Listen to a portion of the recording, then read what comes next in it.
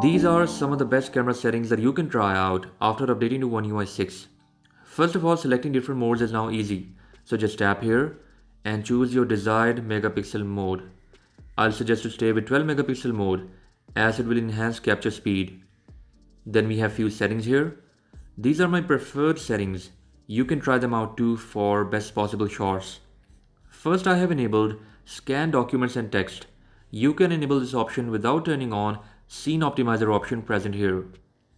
Then try using this shot suggestion option. With this option, make sure your grid lines are turned on. Okay, so when this shot suggestion option is turned on, your phone will automatically suggest the angle that will take the best possible shots. As you can see right now, I'm seeing this small circle that turns yellow when phone is at the right angle.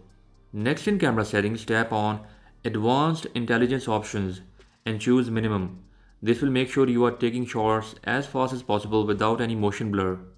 Next, I haven't changed any settings in this section, but you can use watermark feature if you like, and you can erase it too from any image just by tapping on Revert to Original. Then turn on this option that says Save Selfies as Previewed. After that, most of these are default settings that I haven't changed. I think they are just fine, but let me know your suggestions in the comment section. I'll be interested to check them out. Right here you will see shooting methods. Just tap it and enable floating shutter button. When this option is turned on, you can just drag your shutter button to anywhere where you feel it's easy to capture. That was all about camera settings.